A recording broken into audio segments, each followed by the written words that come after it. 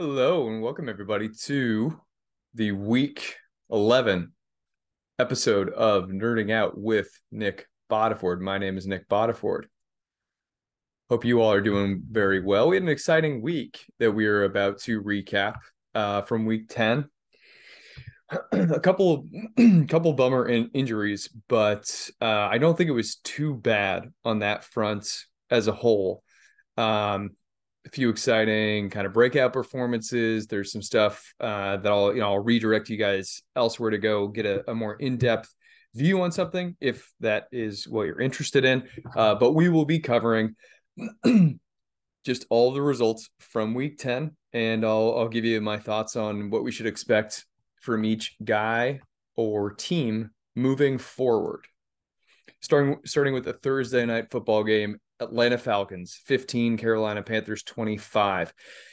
Atlanta might be increasing their passing rate. Mariota's had a bit of an uptick in the passing game overall, which is really bizarre because they played the Los Angeles Chargers and Carolina Panthers over the last 2 weeks, which are two of the league's softer run defenses. So I figured that Mariota would actually be doing more on the ground with his dropbacks. So that was curious.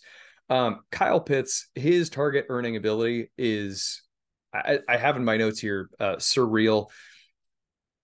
If and when they get a quarterback and coach in place, like competent, I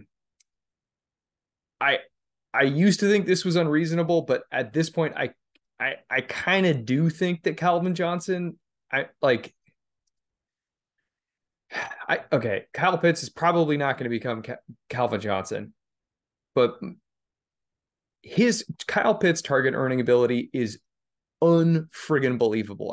Jacob Sanderson was tweeting this on Sunday.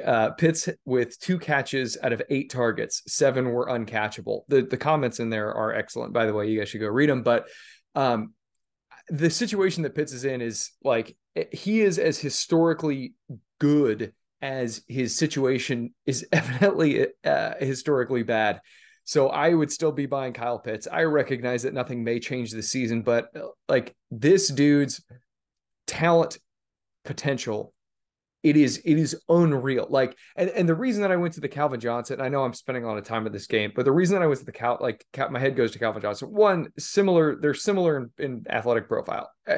Johnson has the superior profile overall, but like Ian Hartitz has pointed out lately, Pitts is like the biggest wingspan ever.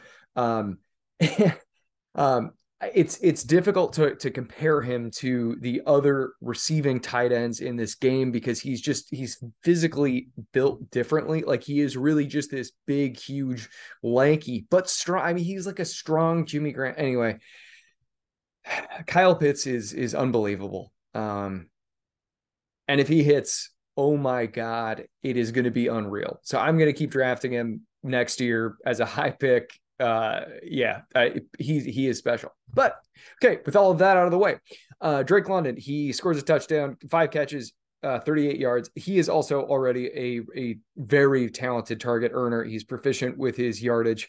He'll be kind of a matchup dependent guy just because of the pass volume, but they do get Chicago next week, who are very friendly on a per reception basis to opposing passing games. So I'm optimistic about Drake London next week. If they were playing earlier in the year, I'd probably be a little bit nervous, but something we'll get to in a while when we talk about Chicago. They have upped their overall offensive play volume, which is cool. And that helps opposing offenses run more plays too. Kadero Hodge, Olamide Zaccheaus, and Damiere Byrd are all just running deep. I don't think that any of them are stable. They're all just kind of doing the same thing. So don't spend too much time thinking about them. Cordero Patterson was not on the injury report, but he had his workload scaled back significantly. Caleb Huntley is still in the mix, irritatingly. Tyler Algier has begun encroaching on Algier and Avery Williams actually handled the majority of passing down work, which was bizarre. So I'm wondering if CPAT, if he was sore and they just didn't say anything, it was a short week. So maybe they didn't want to overwork him because this was the Thursday night game. So we'll see. I think I'll be optimistic because now they have a week and a half to rest, but it was weird. That usage was kind of bizarre. Baker Mayfield is supposed to start this week because PJ Walker suffered a high ankle sprain. That sucks for everybody involved, including Baker.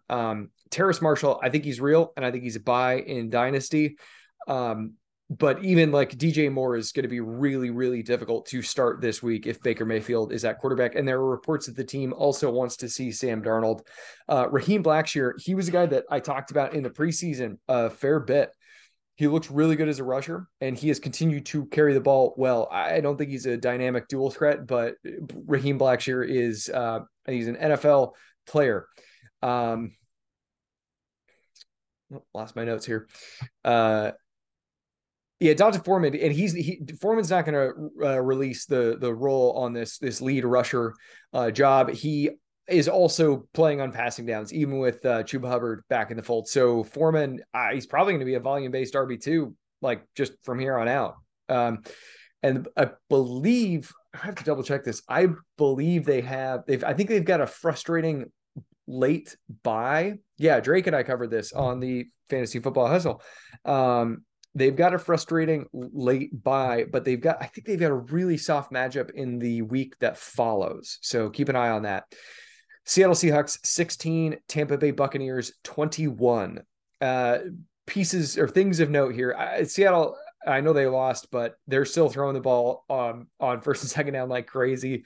They are running the offense that I always wanted them to run with Russell Wilson, and Pete Carroll could go up at the press conference and talk about how we're playing good defense and establishing the run. They are throwing the hell out of the ball on first half early downs. It is bizarre. Anyway, you sticking with the receivers. The tight ends are, I think they're just kind of doing their standard thing. Both of them involved. But what is cool here about the run game, Travis Homer, he's doing some stuff on some of the passing downs, but Kenneth Walker is also involved on the passing downs. So that is great. But Homer is a decent target earner, so he'll leech away some of Kenneth Walker's PPR potential. As far as the Tampa Bay Buccaneers side of things, Julio, good for you, man. You had a good game. I would not be panicking on Mike Evans. He's maintained a good target earning ability even through this mini 2-game slump. So I'd be trying to target him in a trade if people are nervous about him. Cade Otton continued earning targets well, but Cameron Brate's presence might be a problem for him. Over to the running backs. So the running backs for Tampa Bay are a group that I broke down extensively at the 33rd team in my newly titled Fantasy Football Week 10, 5 Things We Learned. So if you guys want to go over to the 33rd team, you can check out all of the per play data on the Tampa Bay Bucks backfield. But the top-down view is this. Rachaad White started. Now, I've heard that there was some airport issue and that Leonard Fournette got there late. So that's weird. But White probably should have been starting. So it's tough to say what the deal is there. Leonard Fournette suffered a hip injury in game and was forced from play. Per Adam Hutchison's injury index, running backs average 1.8 games missed due to non-specific hip injuries. The team goes on bye in week 11, but because of that 1.8 games, basically 2 games. I think Fournette will probably miss 2 games. Maybe he's able to return, but it's not like the bye gives him any extra rest time because he probably very definitely would not be playing in week 11 anyway. So I expect week 12 right now to be Rachaad White and Keyshawn Vaughn. What happened with Vaughn after the injury? Vaughn came in and he did get in on passing downs, and that is just too dang bad. Rachaad White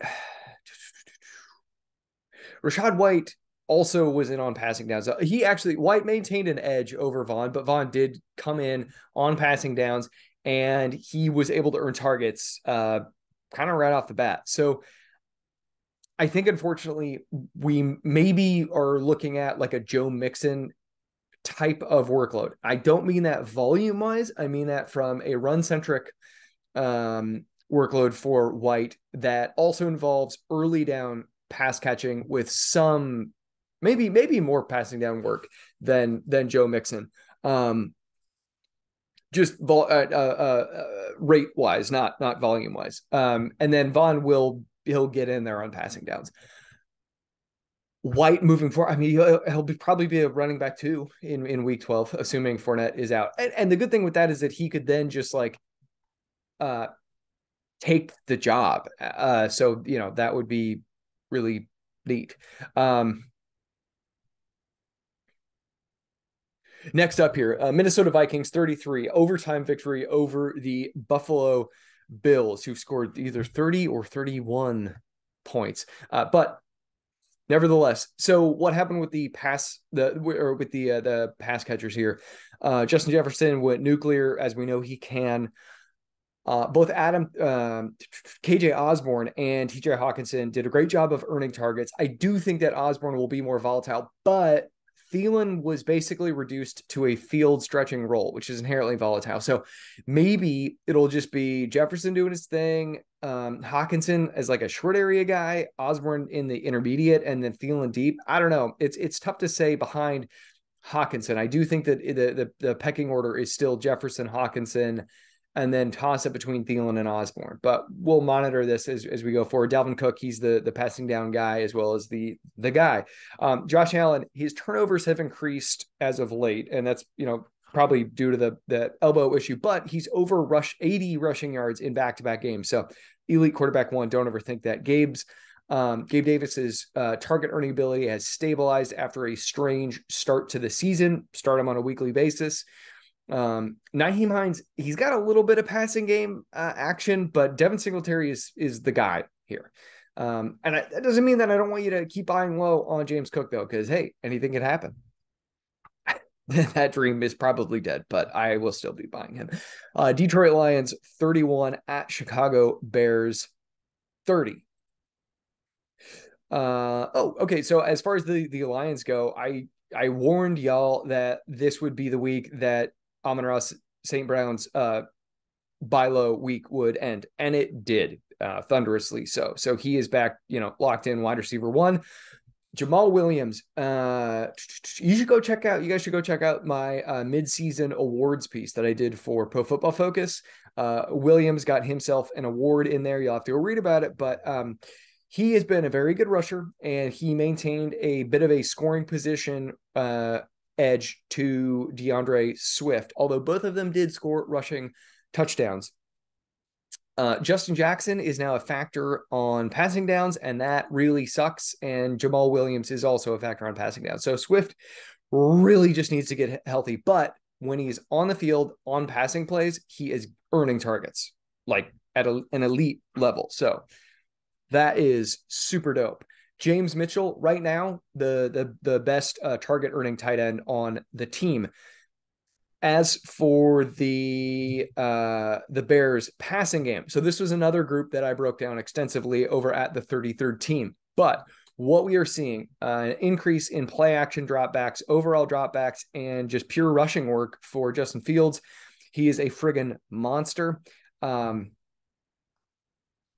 He is the quarterback one since week 6 on a per game basis. So that is cool. You keep starting him as that. For those of you who have Fields and another elite quarterback, don't sweat it when it comes time to pick a starter on Sunday morning. Just be really happy that you have the two of them. And Fields is going to be an awesome start. Like, believe it. This is not fluky. He is the real deal, and they're using him properly. Darnell Mooney, he has not quite found the ceiling. I hoped he would, but he has been proficient. So keep starting him. I think he's a weekly wide receiver 3. Cole Kmet is a guy that I broke down in this piece. Dude has been a friggin' monster over the last 2 weeks. So Cole Kmet, he's a tight end 1. Start him up. Number 1 in PPR points per game in weeks 9 and 10. As for the running backs, Khalil Herbert suffered a hip injury. So that sucks. Like we talked about in the Leonard Fournette section, 1.8 average games missed, 19.4% dip in production upon his initial return, and a 7.1% injury rate. Dave Montgomery is going to be an inefficient bummer of a lead back. Jacksonville Jaguars 17, Kansas City Chiefs 27. Zay Jones volume, it makes sense given the matchup. I'm not going to overthink that and think that's going to be sticky. Christian Kirk, for the first time, really, maybe not the first time, but Kirk has been a little bit matchup dependent when it comes down to the slot cornerback opposite him.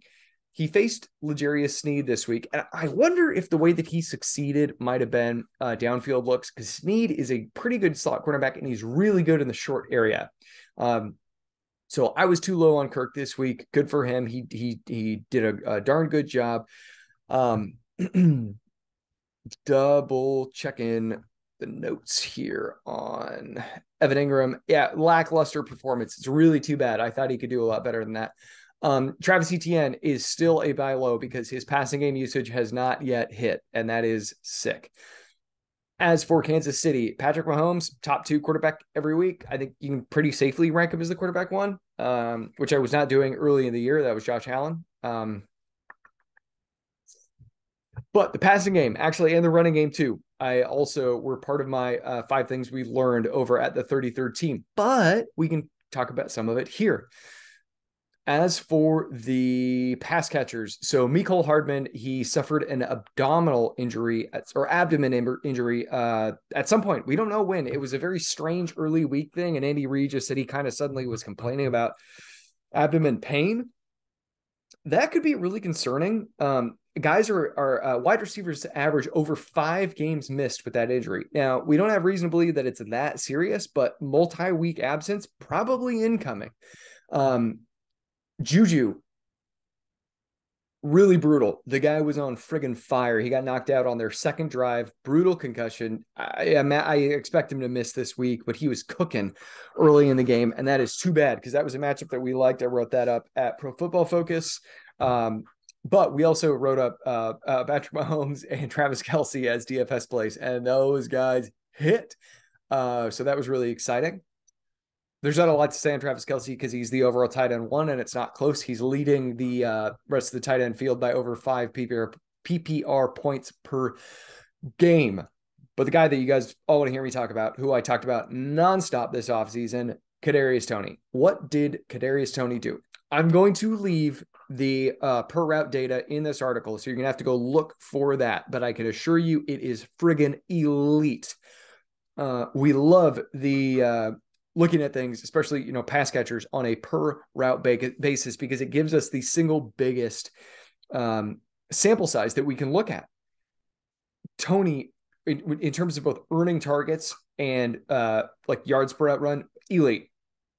Like top 12 wide receiver, friggin' astronomically elite. This is super fun. They got him going on the ground as well. He had, I think he had 2 carries for 22 yards. I'm going to double check that here. Toney. Yeah, 2 carries for 33 yards. He got 4 of 5 balls for 57 and 1. You guys can go look at my timeline because I've retweeted this on this one. Like he just had this hang time reception where as the ball is in the air, he is spotting it, moving laterally, and he is tightening his gloves while running his route. So he's like he's tracking the ball, tightening the gloves, just gets aerial and hangs there for what seems like a minute. Pops this thing out of the air. Kadarius Toney, like I know I'm waxing poetic, and you guys heard me do that a lot this offseason, but this guy, his talent profile is that of a Tyreek Hill. Like, if you can add Kadarius Toney, you have to go do it. The hamstring strains were not an issue. I think he had one early in the year, but I mentioned this on the PFF injury podcast that I do with Ian on Fridays.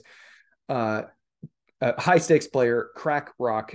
He did his ship chasing appearance last week, where he met with his source at the New York Giants, and they told him the hamstring was not an issue. It was just that he was not bought into the Daboll coach, the Daboll coaching culture, and so they got rid of him. But it was not, the hamstrings are not a thing. Is he an off-field distraction? Yeah, but we can go through a laundry list of people who have off-field things. And Tony, his off-field stuff, to my knowledge, is not violent. It is not anything that is, condemnable. It's just the guy, he likes to rap and he likes to go live his life as a young man. That's not, yeah. Don't overthink it. This is like the guy is with one of the league's single best mentor type head coaches. I think like this is a perfect situation for Tony, just being with Andy Reid, but also the situation is enhanced. I hate to say it like this, but it's enhanced by the fact that Juju Smith-Schuster and Mecole Hardman are both going to likely be out at least another week, if not longer. I might be ranking Tony inside the top 12 this week. So go at him. If you can get Kadarius Toney, you absolutely need to go add the guy. As far as the other pass catchers, Marquez Valdes-Scantling, he's just kind of got that downfield role locked up. He played well this week. Good for him. He's not efficient, but whatever. He's have to be. It's the right offense, and he's got the role, at least, with these injuries. Mecole was kind of doing everything. He was not necessarily always stretching the field. He'll come back and he'll eat into that. But right now, MVS, I think maybe I'll rank him like wide receiver 37. Noah Gray is a tight end bench stash. If you were in a cushy position and like you're in first or second, locked into the playoffs, you're doing good. I think you could do a lot worse than adding tight end Noah Gray in the event that Travis Kelce were to miss time. Gray's target earning efficiency and yardage efficiency are great. I mean, they're great for a backup tight end, and they're sufficient for a potential starter. As far as this run game goes, it is now a two-man backfield. Isaiah Pacheco is the lead rusher. Jerick McKinnon is the lead passing down back. But Isaiah Pacheco is getting some passing down snap or utilization. So that is cool. Like Pacheco, he can go get targets on early downs. It's not as stable as the other kind of usage, and it's not what we want. But he although he doesn't own the passing down role, he is getting on the field on passing downs behind McKinnon. So that is fantastic. You need to go have Isaiah Pacheco rostered right now. And he's running very well through contact. Jerick McKinnon, he is not prolific, but he can earn a friggin' target like nobody's business. The per route data in here is popping off the screen. He was on the injury report with 3 different injuries, but like he's old, he's gonna have ailments.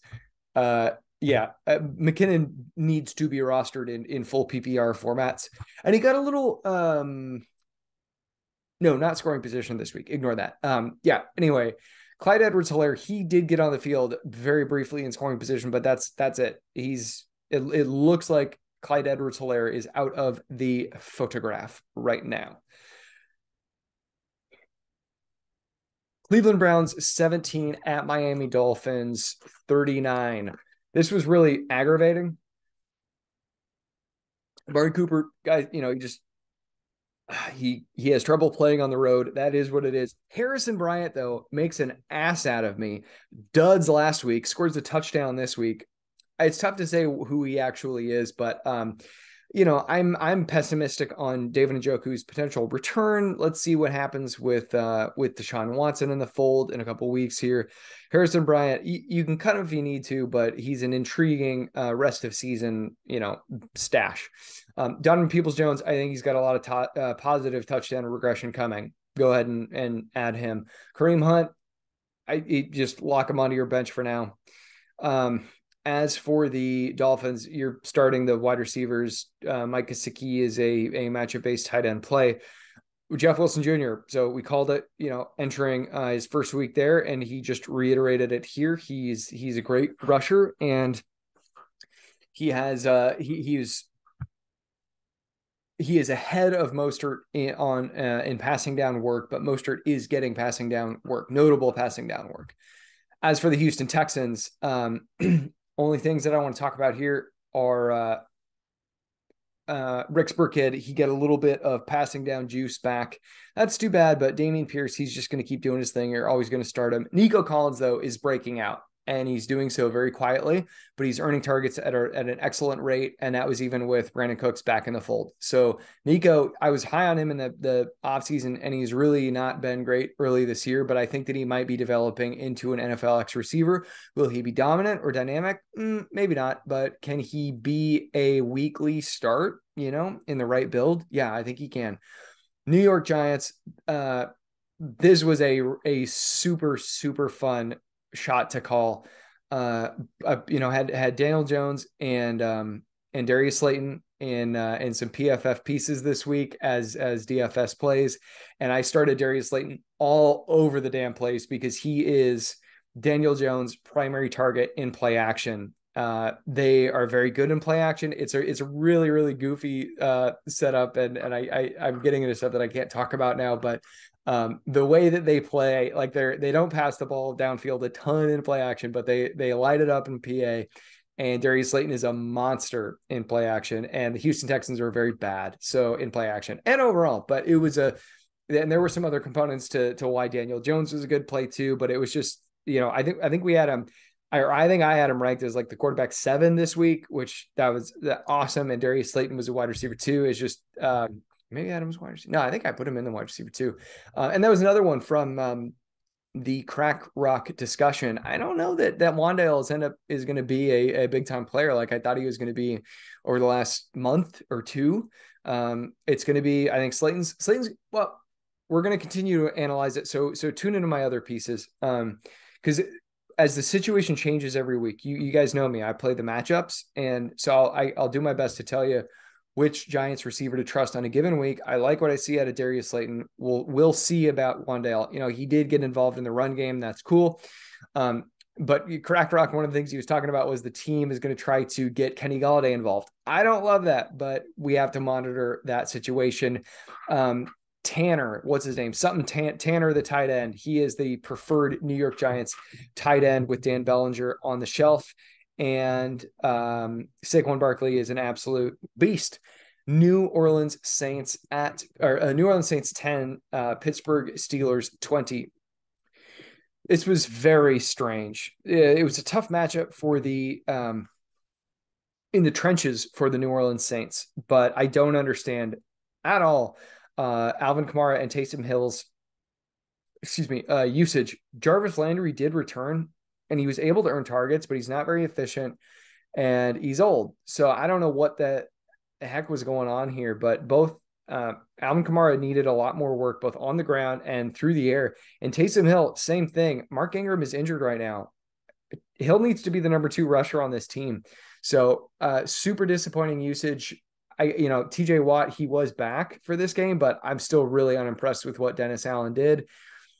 Dennis Allen, he might just be a bad version of Sean Payton. He's the defensive minded guy from Sean Payton's coaching tree. So we'll see, but huge bummer.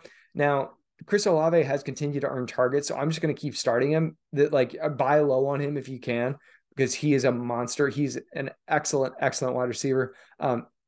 One thing, maybe what they're doing with Taysom is that they're just like mentally, snap count wise, treating him as a tight end, because Jawan Johnson's been good over the last 2 weeks, but I don't think that it is the proper way to best utilize their playmakers. Sorry, I'm getting breaking news updates here, so I'm just making sure that there is nothing that we need to talk about. And yeah, we're good. As far as the Pittsburgh Steelers go, Kenny Pickett, you should add him. If you need a quarterback, you should go add him. He has not been prolific, but he's been mildly to moderately efficient. He's been moderately efficient. He has not been too terribly prolific, but this Pittsburgh Steelers defensive slate, the passing game slate that they have coming up for the rest of the year is really intriguing. So Cincinnati, Indianapolis, Atlanta, Baltimore, Carolina, Las Vegas, Baltimore. That's the end of the fantasy season, end of week 17. Week 18, they get Cleveland. Cincinnati, big holes in the secondary. We'll see how their health situation is, but that's a winnable one. Indianapolis, we'll see. Stephon Gilmore, there are more guys to throw the ball to if Deontay Johnson gets shadowed. Atlanta, not afraid of them.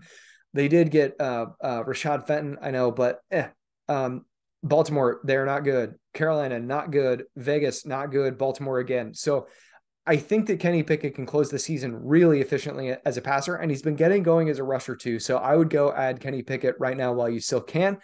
As for the wide receivers, it's a bit of a smorgasbord here, and it's just too bad. Steve Sims did become a factor with Chase Claypool out.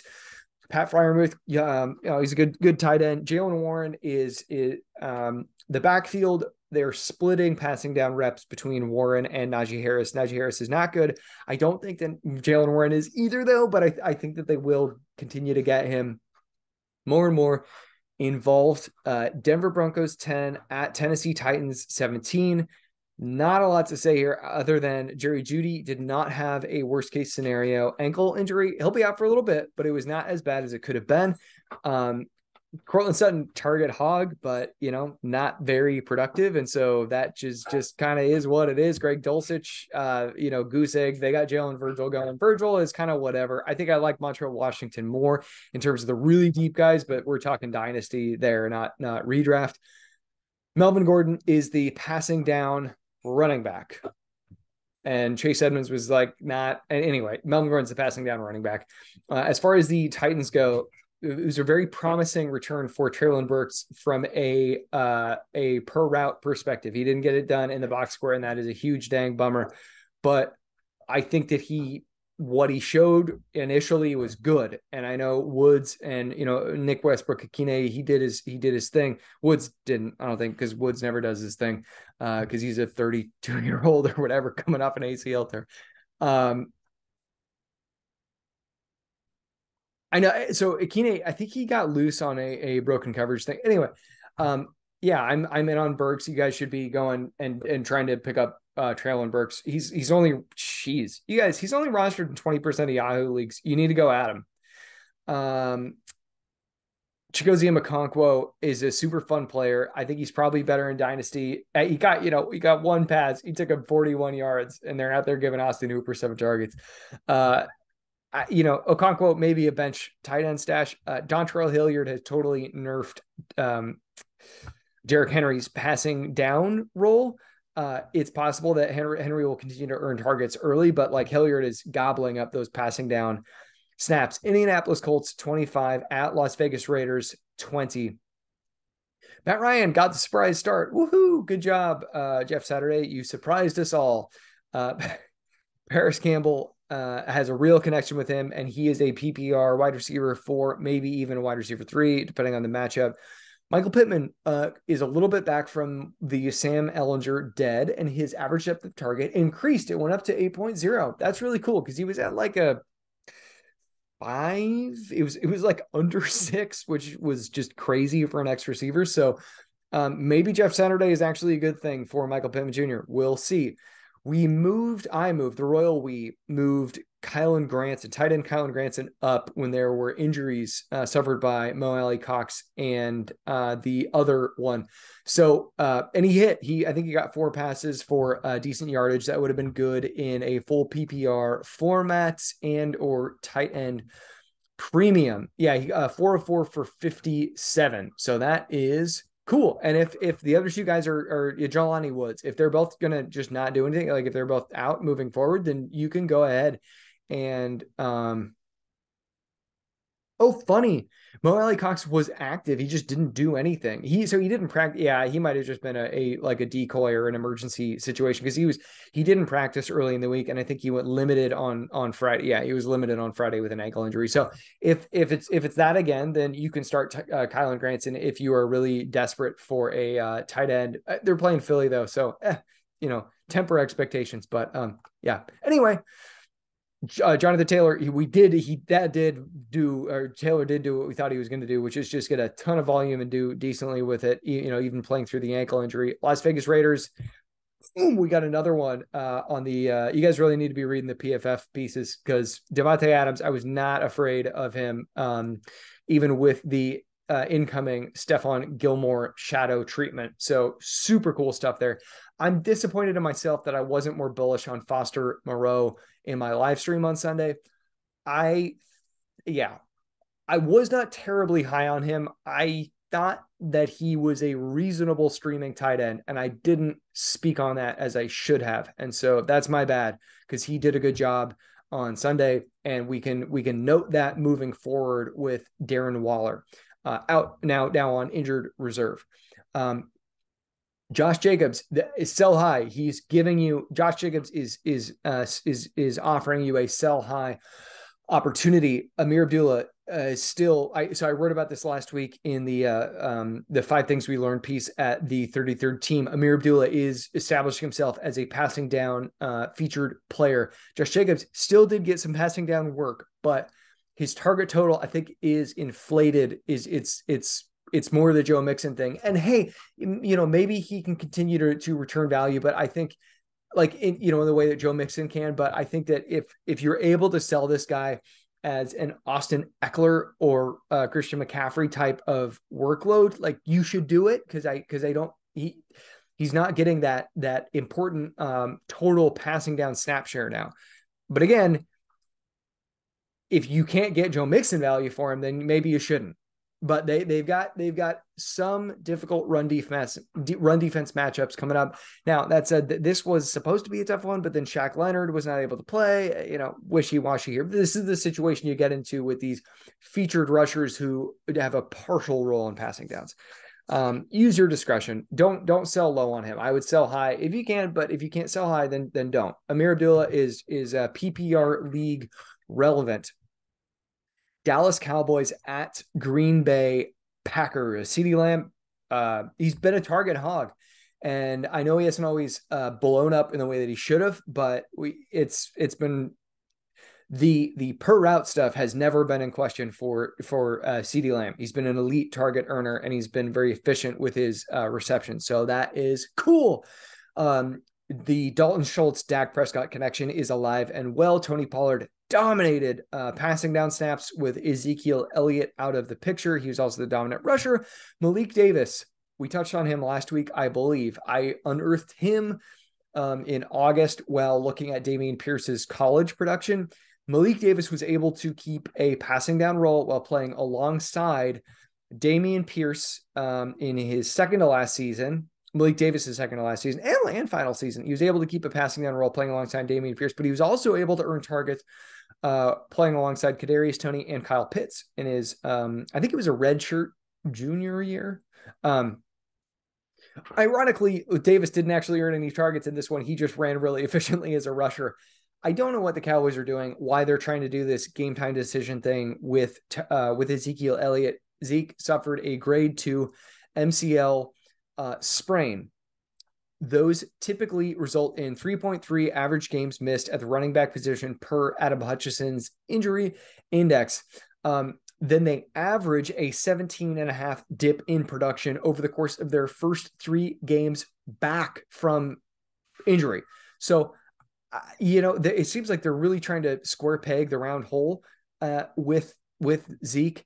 I'm just double checking when it was that he actually suffered the injury. So this is 3 weeks. So he's due to return either the following week or in week 12, but he's going to have he is very likely to have a nearly a 5th reduction in his weekly fantasy point total. So for the first 3 weeks, but there's only how many weeks we're in week 11.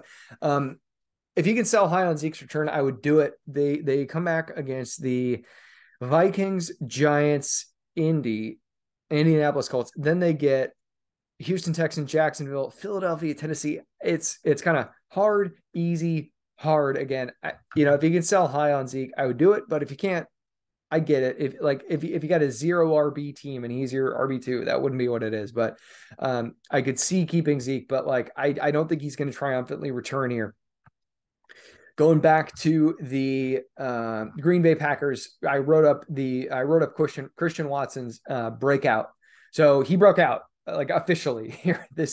I don't think he's going to relinquish this. But at the time of writing, he was number 1 for week 10 on a per route basis among NFL wide receivers. So yeah, Christian Watson, I think he's the real deal. This was only the third time in his NFL career, which is, he's in his first season, but week 10, third time in 10 games that he was not on the injury report, and the first time since week 5 that he was not on the injury report. So we might have actually just gotten a glimpse of who Watson actually is, which would make me wrong because I was out on Watson to start the year, but the dude did a great job. I have to give that to him. He was picking up chunk gains. He was just an absolute monster. Alan Lazard is a career supporting actor. And you can go read the piece at the 33rd team. That'll give you the per out data on Lazard, but he's well below number one wide receiver thresholds. He has been good this year, but I think that with Watson playing the number one role, Lazard can do his thing as a supporting cast member. I know Randall Cobb's going to come back, whatever. He's old and he's not any good. And I would be adding Christian Watson as a priority off the waiver wire this week. AJ Dillon and Aaron Jones, they ran very well, but Dallas was missing 2 of their run defenders. So it's kind of hard to believe in AJ Dillon. As always, if you can sell high, then hey, go for it. But we'll need another week of decent production from Dillon. And he wasn't gaudy. He was just good on a per out basis, but they get Tennessee and Philadelphia next. So that is rough and unfortunate. Robert Tonyan, he is a typical starting tight end in the NFL, which is to say that he's not relevant. Arizona Cardinals 27 at Los Angeles Rams 17. So we don't know who's going to start at quarterback next week. Looking at Adams' injury index, we can see that quarterbacks miss an average of 1.8 weeks with a hamstring strain. They have a 20% re-injury rate.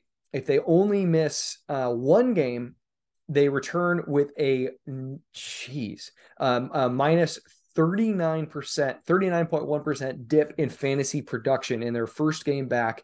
If it is a multi-week injury in their first game back, they average a 36.2% dip in their fantasy production. So that is really brutal for Kyler, especially a guy who is mobile.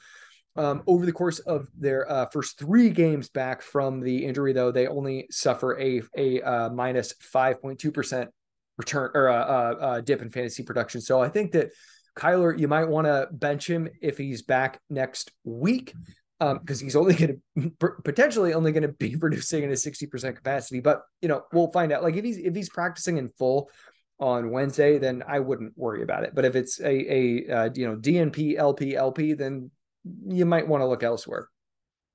But they also suffered another injury here with tight end Zach Ertz suffering a season-ending knee injury.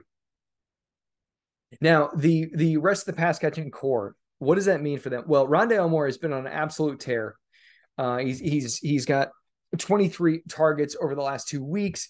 DeAndre Hopkins he's still doing his thing, just hauling in a big-time workload. And you're starting. I think you can start both of these guys on a weekly basis. Obviously, DeAndre Hopkins, but I was down on Rondale Moore this week, given that he was going to have to square up against Troy Hill and Jalen Ramsey, and no worries in a PPR format. Even in half PPR, this didn't kill you. 9 catches on 13 targets for 94 yards. So that is super cool. I would absolutely start Rondale Moore as a wide receiver 3 this week. I think that he'll take the majority of looks from Zach Ertz, or what would have been Zach Ertz's role. Now they do have Trey McBride, and I think that he is worth an ad, but he's unproven, right? MF and Mackey Award winner though, so that is noteworthy. More noteworthy stuff. Number 2 running back, Benjamin was cut today. He played a really limited capacity in week 10. So what does that mean? To me, it kind of signals that there might be some off-field situation going on, but maybe they just really love Keontae Ingram as much as I do, because the guy, as we know, was averaging over 20, I think it was 22 and a half receptions per season as in college. That is sick. So James Conner, you start him on a weekly basis, but Darrell Williams is on injured reserve. Eno Benjamin is out of here. I really think that Keontae Ingram is a must stash play right now. Over to the what do you call it? The the Rams side of things. I am refreshing my memory as to what the injury was that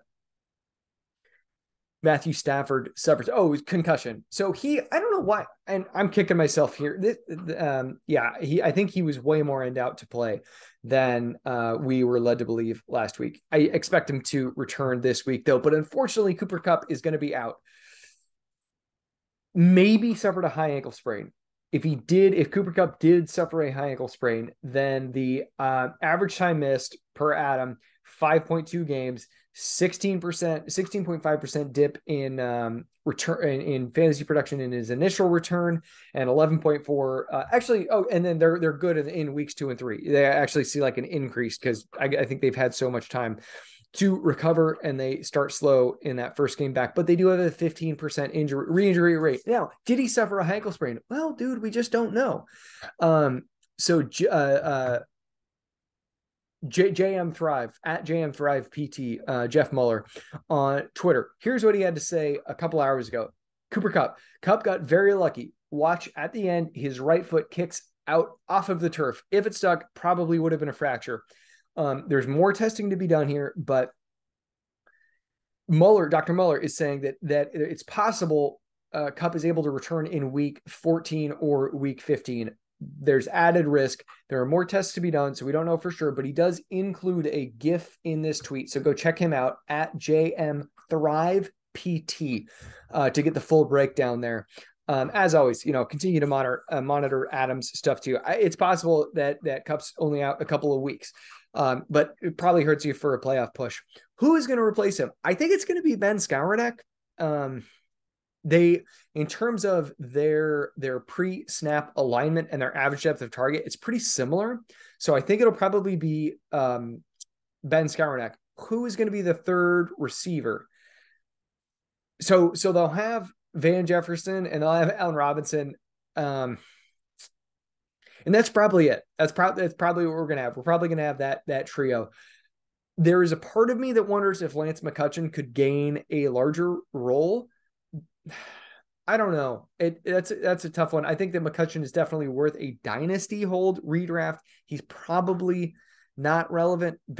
Probably not relevant. I think he can play, and Allen Robinson is just washed beyond belief. So I don't know. I wouldn't add him. Don't add McCutcheon in an 8-team or 10-team or probably even a 12-team, 14, 16. Maybe it's worth it. But I think Ben Skowronek is going to be the primary beneficiary of the injury. Well, actually, excuse me. I think that tight end Tyler Higbee is going to be the primary beneficiary of the injury. But in terms of the wide receivers, I think it'll be Ben Skowronek. As for the backfield, passing down stuff first. Darrell Henderson,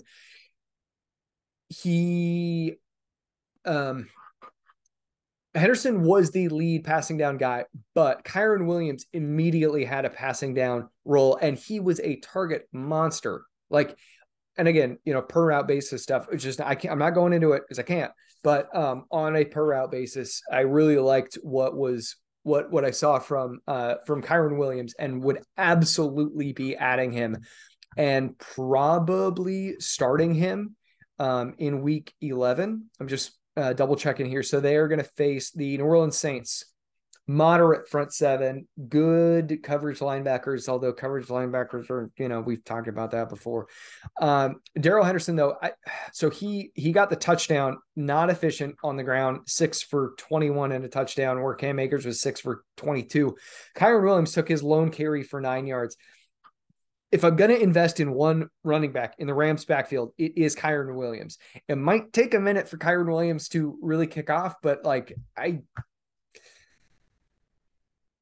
it looks like it's him. I think the field is going to go after Darrell Henderson because of the touchdown, though. Los Angeles Chargers at San Francisco 49ers. We're at last game here, Sunday Night Football. Yikes and a half. So Mike Williams, he's not going to be coming back. I know they were talking up on the broadcast that he's doing somersaults and shit, but Yeah, it's high ankle sprain, and we just talked about the fact that he is expected that that position misses over 5 games with high ankle sprains. They might not even show me. Yeah, so he's been out. So he suffered it in week 7. It's been 3 weeks. I mean, I don't expect him to come back until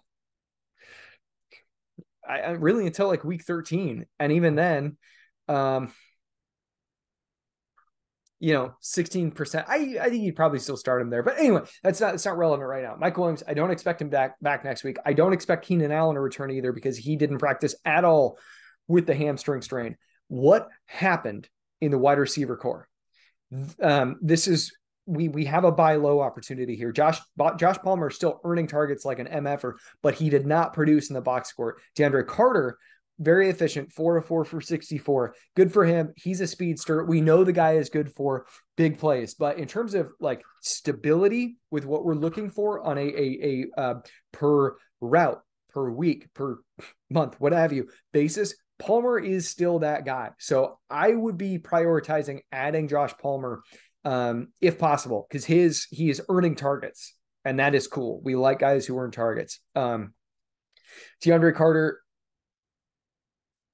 against Kansas City, you could probably start him as a wide receiver 4 because they're going to take shots downfield against Kansas City. And then Arizona, the following week in Las Vegas. You could be. DeAndre Carter is probably a volatile starter, but volatile. Palmer is the safe guy. Palmer is the guy that I would be trying to go get if I need to acquire a short-term wide receiver option. Trey McKitty did some stuff in relief of Gerald Everett. So Gerald Everett suffered a groin strain per Adams injury index. Tight ends miss an average of 1.9 games with groin injuries. They see a 14.8% dip in fantasy production upon their initial return and a 13.7% dip if it was only 1 week absence, though. So the other was for, if it's a multi-week situation, 0% re-injury rate, which is phenomenal. That's super cool. And there doesn't seem to be any lingering effects over in terms of like average fantasy production over the first 3 games back from the injury. So long-term, we're fine on Gerald Everett, but you're probably going to be without him for 2 weeks. Trey McKinney, he did a pretty good job of earning targets. He's kind of an unknown. Double checking on Parham here because it's been a while. Oh yeah, he's on injured reserve. You guys know I love Parham, but I just concussion and hamstring issues. Too bad. So Trey McKinney, do we trust him? I mean, so Kansas City, they just did a good job against the tight end this week. Against Evan Ingram, I don't know. DFS lineups, maybe you could get Trey McKinney in there. Tight end premium, I think that's fine. Redraft, maybe he'll be a tight end 2 for me this week. Back to my notes though, so I don't get lost. Sony Michel, he's got a minor passing game role. Eckler is just the friggin' man. He's doing his thing. Larry Roundtree came off of I think it was injured reserve. They signed him. Yeah, was it? He was hurt and then he was on practice squad or something. He just hasn't done anything this year. It's tough situation to navigate in that backfield. I think that Spiller is probably still the primary bell cow backup, but Sony I think would have a passing down role if Austin Eckler were to miss time. On the San Francisco 49ers side of things, Brandon Ayuk, he's earning targets like the pro that he is. He's just a straight baller, and you might be able to buy low because he's not necessarily wrecking games. Okay, all right. Of course, we're getting Los Angeles Chargers updates right now. So Brandon Staley, defensive tackle injuries. Now he's also saying that Keenan Allen and Mike Williams should be back in practice this week. If Mike Williams does and he's coming back 3 games ahead of schedule. I would expect him to be terribly limited. We'll have to see if he's full participant on Wednesday. Then I would start him with little hesitation. We'll see, man. I mean, if this is like DNP, LP, probably start him as a wide receiver 3. Keenan Allen, that dude's going to need to be practicing in full probably twice for me to feel comfortable with him being a starting lineup. Okay, anyway, back to the San Francisco side of things. The only relevant stuff here is that I think you could maybe still buy low-ish on Brandon Ayuk because he's just so good. Debo, you could probably buy low on him too. We had some interesting stuff, though, with the backfield with Elijah Mitchell coming back. Did a really good job running the ball. And I believe he out carried Christian McCaffrey. Yeah, 18-14. Don't sweat this. McCaffrey, he's still going to just be a freak. He scored the touchdown and everything. Mitchell did get a little bit of passing down work, but they've already shown us what they want to do, and I'm not sweating this at all for Christian McCaffrey. He's a running back 1, elite 1 from here on out. Elijah Mitchell, though, I think probably would have been a good add. I envisioned him as a change of pace player, and I figured it'd be like 8 to 10 touches, not 18, actually 18 carries and 2 targets. So good for Elijah Mitchell. Definitely needs to be rostered in 100% of redraft leagues. All right, folks, that'll do it. Hit me up on Twitter at Nic Bodiford NFL, spelled NICBODIFORD NFL. Hit us all up at NerdBall FF. Be sure to check out my rankings. Be sure to check out everybody's work here at the website. And good luck this week.